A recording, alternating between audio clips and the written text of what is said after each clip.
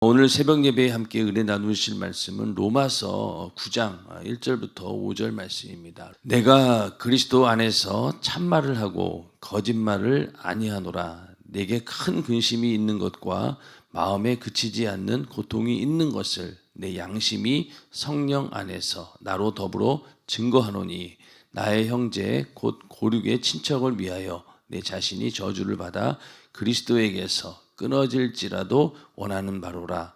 저희는 이스라엘 사람이라 저희에게는 양자됨과 영광과 언약들과 율법을 세우신 것과 예배와 약속들이 있고 조상들도 저희 것이요 육신으로 하면 그리스도가 저희에게 나셨으니 저는 만물 위에 계셔 세세의 찬양을 받으실 하나님이시니라. 아멘. 네, 오늘은 로마서 9장 1절부터 5절 말씀을 중심으로 바울이 가진 근심과 고통이라는 제목으로 로마서 강해를 계속 이어가도록 하겠습니다. 1장부터 8장까지 성령의 감동을 따라 하나님께서 주셨던 말씀은 이 구원이라고 하는 것은 오직 믿음으로만 얻을 수 있다. 그래서 이신칭의라 그러죠. 오직 믿음으로 우리가 하나님 앞에 의로움을 얻을 수 있고 그 의로 인해서 우리가 구원받을 수 있다라는 그 사실을 1장부터 8장까지 계속 이렇게 말씀을 하고 있습니다. 그런데 그 사도 바울의 그 동족 유대인들은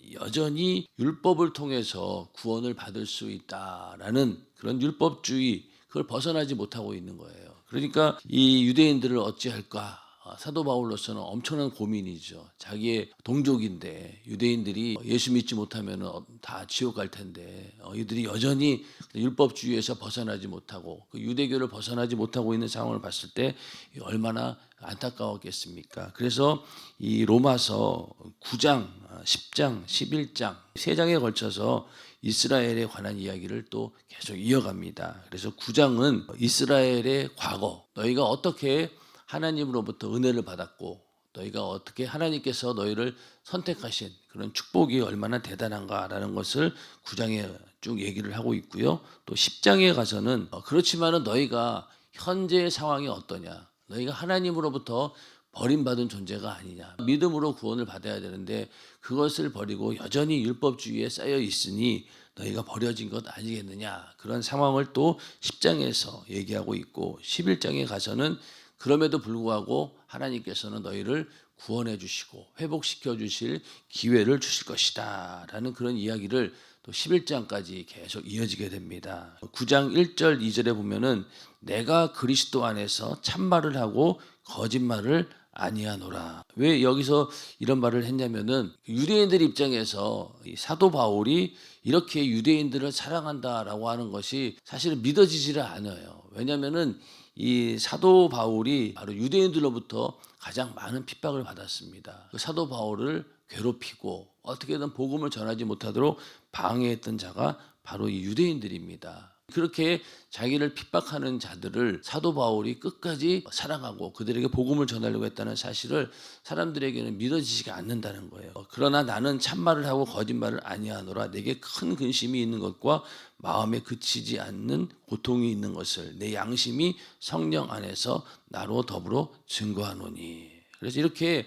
자기가 유대인들을 향한 그 마음이 정말로 주님이 주신 그런 마음이라는 거예요. 자, 우리들도 예수 믿는다고 핍박하는 가족들이 있다고 칩시다. 그러면은 일반 상식으로 봤을 때는 핍박하는 사람들을 미워하는 것이 당연하고 또 그들과 손절하는 것이 당연하고 그들을 오히려 적대시하는 것이 당연한데 우리 예수 믿는 사람들은 어떻습니까? 그렇지 못해요. 내 안에 주님의 심정이 있고 그 영혼을 사랑하는 마음이 있기 때문에 아무리 나를 핍박하고 나를 미워해도 그 영혼을 미워할 수가 없어요.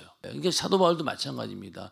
유대인들로부터 그렇게 핍박을 받지만은 그래도 이 유대인을 향한 그 사랑은 주님이 주시는 그 구령의 열정으로 인해서 이게 변하지 않는 거예요. 오히려 더 그들의 행위가 악해지면 악해질수록 더 간절히 그들이 구원받기를 원하는 그런 심정이 있었다는 겁니다. 이 3절에 가서 나의 형제 곧 골육의 친척을 위하여 내 자신이 저주를 받아 그리스도에게서 끊어질지라도 원하는 바로라. 이렇게 유대인들에 대한 사랑을 말하고 있습니다. 여기서 그리스도에게서 끊어질지라도 저주를 받아서 자, 8장 마지막 절에 어떤 말씀을 했었습니까? 이 세상의 어떤 것도 천하 만물 어느 것도 어느 누구도 우리를 이 그리스도의 사랑에서 끊을 수 없다라고 이미 사도 바울은 얘기했습니다. 그런데 지금 3절에서 나의 형제 곧 골육의 친척을 위하여 내 자신이 저주를 받아 그리스도에게서 끊어질지라도 원하는 바로다. 이렇게 얘기했다라고 하는 것은요, 자기가 정말로 목숨 걸고 그들의 영혼을 사랑한다는 거예요. 자기는 하나님에게서 끊어질지라도 그들이 구원받을 수 있다면 나는 그렇게 버림을 받아도 좋다라는 정도죠. 예수님께서도 나는 죽을지언정 우리 인류의 영혼은 살려야 되겠다라고 하는 그런 예수의 정신, 구령의 열정, 주님의 심정, 지금 사도 바울도 그런 심정을 가지고 유대인들을 대하고 있다는 겁니다. 그래서 이러한 그 영혼을 사랑하는 마음은 모세에게도 있었어요. 출애굽기 32장 32절에 보면은 그러나 합의하시면 이제 그들의 죄를 사하시옵소서. 그렇지 않사오면 원컨대 주의 거룩하신 책에서 내 이름을 지워버려 주옵소서. 이렇게 말씀하고 있는데, 이 이스라엘 백성들이 모세가 십계명을 받기 위해서 시내산에 올라갔는데 이스라엘 백성들이 그걸 참지 못하고 금송아지를 만들고 이것이 하나님이다라고 여기면서 우상 숭배하면서 막 뛰어놉니다. 그런 장면을 모세가 내려와서 보니 야, 이럴 수가 있을까? 그래서 그냥 그 가지고 온 돌판을 깨트려 버릴 정도로 그렇게 모세가 화가 났죠. 화가 났고 이걸 어떻게 해야 되나? 그래서 이제 나중에 이제 생각해 보니까 이 이스라엘 백성들을 위해서 기도해야 되겠다라고 그 다음 날 가서 기도를 합니다. 그러면서 하나님 앞에 간절히 이스라엘 백성들의 죄의 용서를 간구한 거죠. 그러면서 했던 말이 주의 기록하신 책에서 내 이름을 지워 버려 주옵소서. 그들의 죄를 만약에 사할 수만 있다면은 내가 그 하나님께서 주의 기록하신 그 책에서 내 이름이 지워져도 괜찮으니 이들의 죄만은 용서해 주시옵소서라고 이 모세도 간절히 기도했던 겁니다. 그런 것처럼 이 사도 바울도 그러한 심정을 가지고 목숨 그 이상을 걸고 하나님께 기도했다는 거예요. 하나님에게서 끊어지면 뭡니까? 내 영혼이 형벌을 받는 지옥인데 그것까지도 감수하고 이들의 영혼을 사랑하겠다라고 이 사도 바울은 고백을 하고 있습니다. 자, 이 당시 그 사도 바울은 어떤 취급을 받았냐면은 이 로마가 그 당시 이스라엘을 팔레스타인 지역을 정복하고 있었기 때문에 로마 제국의 속국으로 있었던 거잖아요. 그러니까 그때 많은 이스라엘 사람들이 자기의 조국을 배반하고 로마의 제국에 붙어서 자기들의 유익을 얻는 그런 자들이 많았습니다. 우리나라도 일제 강점기 때 어땠습니까? 그 일본하고 딱 붙어가지고 자기네들의 유익을 누리던 그런 매국노들이 많이 있었잖아요. 그러니까 이 사도 바울도 이 매국노 취급을 유대인들로부터 받았습니다. 왜냐하면은 이 로마가 사실은 유대교를 그렇게 좋아하지 않았어요. 왜냐하면 항상 이 유대인들은 모든 일에 까다롭고 또 자기들이 통제하기가 정말로 어려운 그런 민족이었습니다. 그러다 보니까 이 오래된 이 유대교보다는 이렇게 사도 바울로부터 시작된 새로운 종교, 그들이 생각하기에 예수교 이거를 이제 등에 업고 사도 바울이 가지고 있던 그 종교를 가지고 만약에 이들이 많이 이제 예수를 믿고 그리스도교에 들어오게 되면은 이 로마 입장에서는 유대교인들을 다스리는 것보다 이게 더 낫다는 거예요. 그러니까 사도 바울을 중심으로 한 새로운 종교, 그 사람들을 오히려 통제하는 것이 쉬웠고 또 이방인들까지도 그 그리스도교 안으로 들어갈 수 있었기 때문에 로마에 있는 많은 이방인들까지도 다 다스릴 수 있는 기회가 있었기 때문에 로마는 은근히 유대교보다는 사도 바울 쪽에 새로운 그 교회를 중심으로 한 이런 그리스도교, 기독교를 오히려 더 자기네들이 통제하기 쉽다 생각했던 거예요. 그러다 보니까 유대인들 입장에서도 이 사도 바울이 어떤 사람이냐, 바로 이 매국노 취급을 했던 거예요. 세리처럼. 세리가 왜 매국노 취급을 받았습니까? 이스라엘 사람들에게 세금을 걷어가지고 로마에다가 바친다라고 해서 이 세리가 완전히 매국노 취급을 받았던 것처럼 이 사도 바울도 이렇게 유대교에서 분리가 되어서 이 다른 종교를 만들어서 이 로마와 합작을 해서 어떤 유익을 얻으려고 하는 그런 사람으로 이 사도 바울을 취급했기 때문에 유대인들은 항상 이 바울에게 적의를 품고 있었고 또 민족의 원수처럼 그를 취급하였습니다. 그런데 이 사도 바울이 어떤 사람입니까?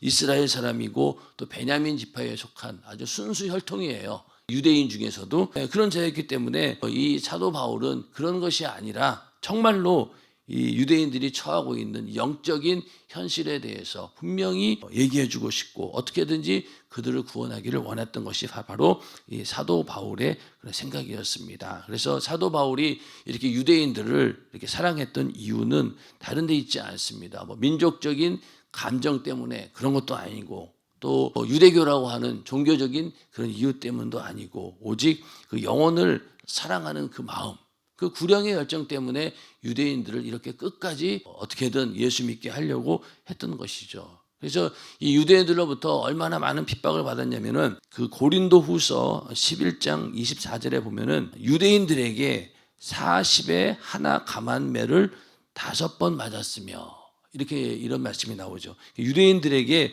40에 하나 감한 매를 5번이나 맞았다. 이게 엄청난 핍박을 받은 거예요.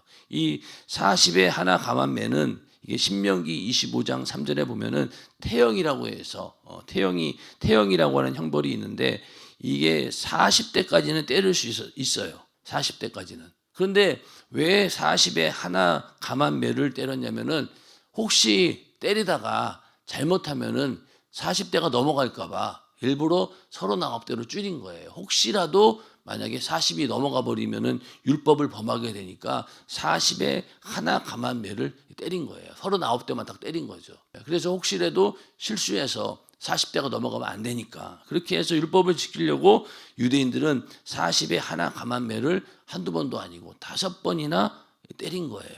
죽이려고 작정을 한 거죠.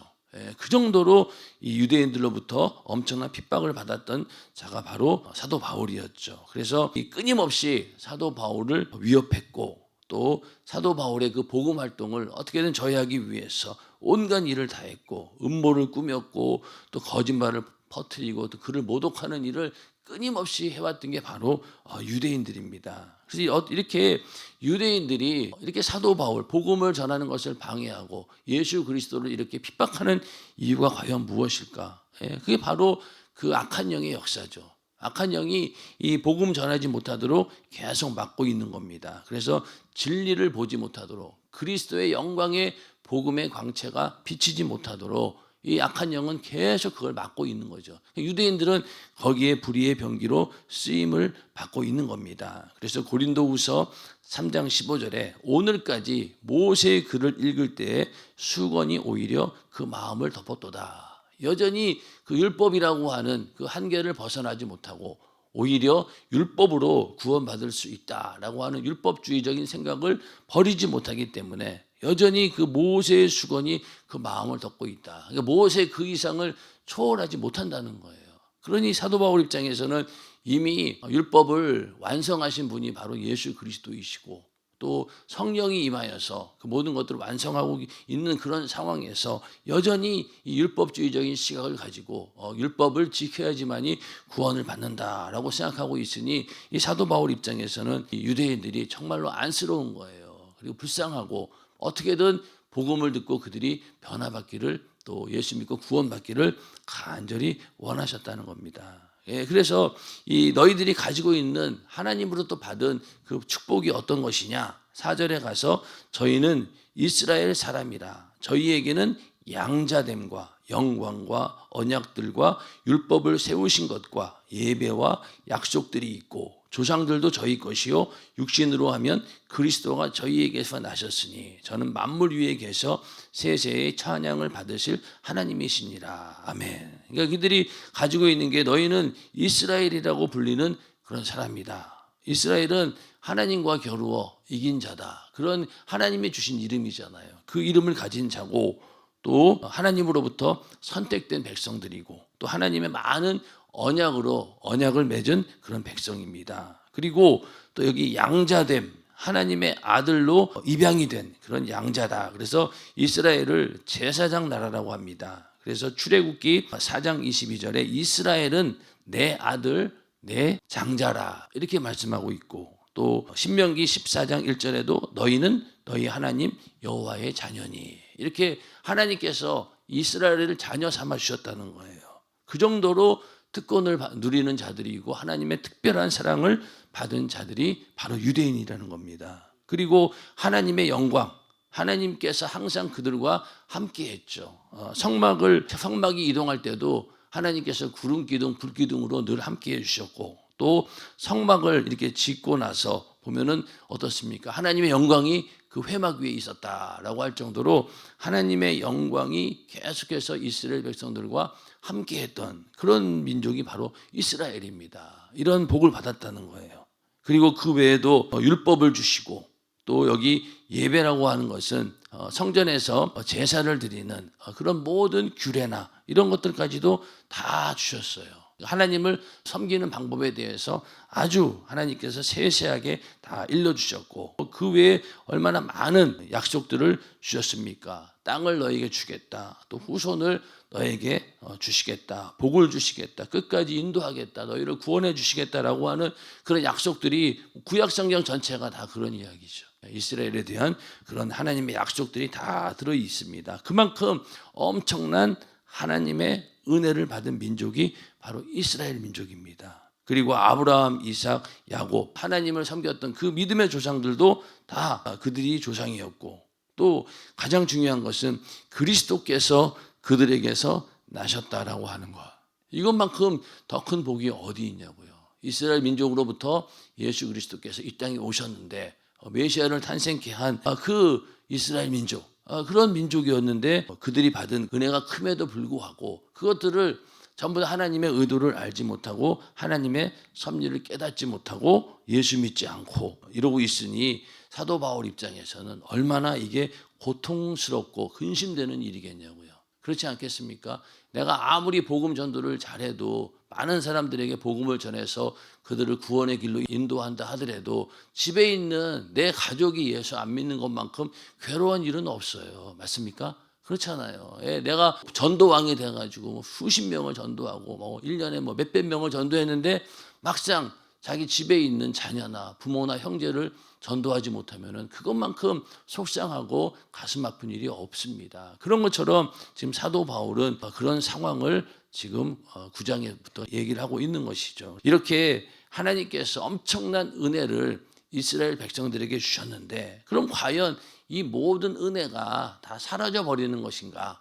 그럼 과연 다 무의미한 것인가?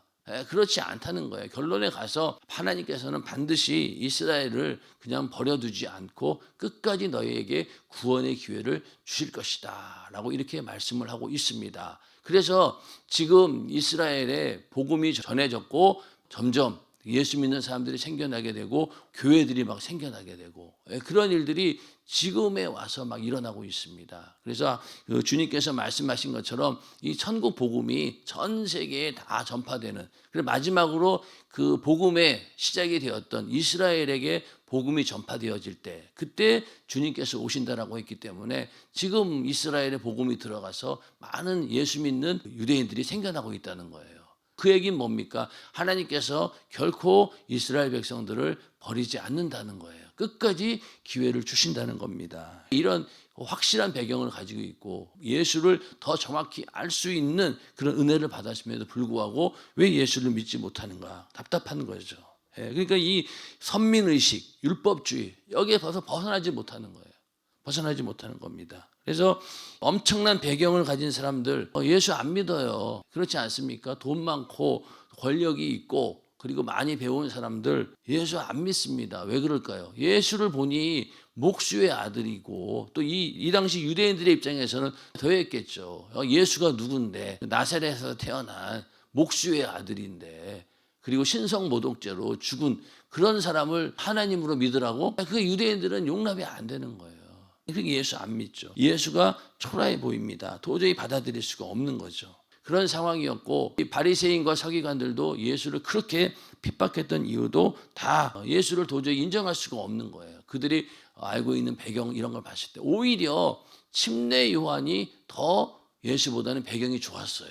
그래서 많은 사람들이 침례 요한을 메시아로 착각할 정도로, 그들이 가지고 있던 선입관은 그런 것들이었던 거죠. 그래서 오늘날도 잘 먹고 잘 살고 이럴 때 예수 안 믿습니다. 예수가 필요 없으니까. 또 자기네들이 가진 가치관에 봤을 때 예수는 너무 초라한 거예요. 그러니까 예수 안 믿는 것이죠. 유대인들도 지금 그런 상황입니다. 우리가 누가복음 15장에 나오는 그 탕자의 비유가 사실은 누구를 대상으로 한 말이냐면은 그 당시 바리새인과 서기관들을 놓고 했던 말이에요.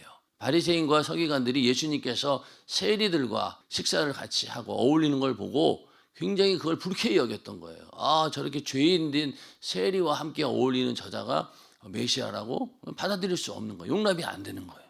그러니까 그때 예수님께서 잃어버린 드라크마 이야기도 나오고 그리고 이 탕자의 비유도 그 사람들 때문에 한 거예요. 그래서 결론적으로 이 탕자의 비유 중에서 큰 아들이 나오잖아요. 자, 작은 아들이 허랑방탕해서 그 가산을 다 탕진하고 이렇게 돌아왔어요. 돌아와서 그 아버지가 잔치를 베풀어 줍니다. 그러면 잔치를 베풀었을 때 큰아들은 어떤 모습을 보였습니까? 동생이 왔는데도 반겨주지도 않았고 그 잔치 자리에 참석도 하지 않고 오히려 어땠습니까? 빈정거렸죠. 내가 이렇게 아버지 밑에서 열심히 일할 때는 이런 일이 전혀 없었는데 저 죄짓고 돌아온 저는 탕자 저놈을 위해서 이렇게 성대하게 잔치를 베풀어 주는 게 도저히 용납이 안 됐던 거예요. 그러니까 오히려 시기하고 질투하고 저는 왜 돌아왔을까? 차라리 돌아오지 말고 그냥 나가서 죽지 막 이럴 정도로 그런 마음을 가졌던 거예요. 왜냐하면 이 동생이 또 돌아오게 되면 혹시나 내가 가지고 있는 아버지의 유산을 또 뺏길 수도 있잖아요. 아버지가 또 나중에 동생을 위해서 또 유산을 남겨주면은 자기가 다 챙길 수 있었는데 자기 몫이 없어지는 거잖아요. 그러니까 그런 여러 이유로 이 동생이 오는 게 이게 탐탁지가 않은 거예요. 자, 그런 것처럼 유대인들 입장에서 예수 믿고 구원받아서 하나님의 자녀라고 하는 이방인들이 막 생겨날 때 이런 시기 질투가 있었다는 거예요. 야, 우리는 율법을 지키려고 죽을 똥 말똥 철저하게 하나님 말씀대로 살고 있는데 지금까지 사람 취급도 안 하던 그런 이방인들이 하나님의 자녀라고 막 성전에 들어오고 또 하나님을 아버지라고 부르고 그러니 이 유대인들 입장에서는요 그게 도저히 용납이 안 되는 거예요. 그게 바로 이 탕자의 비유에서 이 큰아들의 심정인 거예요. 그게 예수님은 그거를 딱 짚어서 비유로 그렇게 말씀하고 있는 것이죠. 그러니까 너희가 그런 큰아들과 같은 그런 마음을 가지고 아버지를 대하고 있었다는 거예요. 그 큰아들도 아버지와 함께 있었지만은 아버지와 같은 마음은 아니었다는 거예요. 그렇기 때문에 큰아들도 이미 아버지 곁에 있었지만은 또 다른 탕자였던 거예요. 왜? 하나님의 의도를 모르고 하나님의 뜻을 알지 못하고 그러니까 아버지의 뜻을 알지 못하고 아버지의 의도를 알지 못하니 그가 아들이라고 있었지만은 진정한 그 아버지의 아들이 아닌 거죠. 마음이 하나가 안 되었으니까. 그런 의미에서 이 탕자의 비유도 바로 유대인들, 바리새인과 서기관들의 그 외식과 또 그들이 가지고 있는 시기 질투 이런 것들을 예수님께서 알려주기 위해서 깨우쳐주기 위해서 이런 비유로 말씀을 하신 겁니다. 그래서 이 유대인들은 정말로 이렇게 엄청난 은혜를 받았고 특권을 받았음에도 불구하고 결국은 예수를 배척하고 예수를 죽인 자들이었고 그 이후에도 사도 바울을 끊임없이 괴롭히면서 이 복음 전도를 방해했던 자들이 바로 유대인들입니다. 그럼에도 불구하고 이 사도 바울은 내가 이 그리스도의 사랑에서 끊어질지라도 그들이 구원받기를 원했다는 겁니다. 그래서 오늘날 우리들도 죽어가는 영혼들을 바라보면서 이런 마음이 있을 수밖에 없어요. 내 안에 성령께서 계시고 또 성령께서 끊임없이 그들이 영혼을 사랑할 수 있는 마음을 주셨기 때문에 아무리 핍박을 한다 한들 또 나에게 손해가 온다 한들 그들을 향한 복음 전도를 우리도 멈출 수가 없는 겁니다. 그러니까 핍박하는 자들, 또 무시하는 자들, 미워하는 자들에게도 복음을 전할 수밖에 없는 거예요. 그러니까 가족들 가운데 그렇게 모진 핍박을 가하던 그런 사람들도 끝까지 사랑하는 마음이 생기니까 복음을 전하게 되고 결국은 그 사랑에 그들이 굴복하고 예수 믿고 구원받아서 그 가정이 예수 안에서 하나 되는 그런 일들이 많이 있지 않습니까? 그래서 우리에게 그런 마음이 정말로 주님의 심정 그런 예수의 정신, 이 사도 바울과 같은 그 구령의 열정이 우리에게 있기를 주님의 이름으로 축원합니다. 그래서 이렇게 유대인들을 향한 이 사랑, 이건 민족적인 감정이 아니에요. 유대교 교인으로서의 그런 입장도 아니고 정말로 영혼을 사랑하는 그 구령의 열정 때문에 사도 바울은 이런 근심과 또 이런 고통이 있었다는 겁니다. 그래서 우리에게도 영혼을 사랑하는 마음이 정말로 더 절절해지면 어떻습니까? 내 안에 근심이 되고 또 내 안에 이 마음의 고통이 끊이지 않는 거예요. 이거는 거룩한 근심이고 정말로 영혼을 살리고 유익이 되는 그런 근심과 고통이죠. 우리에게도 그런 마음이 있다라고 하면은 참 감사한 일이죠. 그래서 우리가 영혼을 사랑하되 이 사도 바울의 오늘 이 말씀처럼 그런 심정을 가지고 죽어가는 영혼들을 사랑하고 또 나를 핍박하고 나를 미워하는 자가 있다 할지라도 그들을 위해서 기도하며 그들의 영혼을 끝까지 사랑하는 우리 모두가 되기를 주님의 이름으로 축원합니다.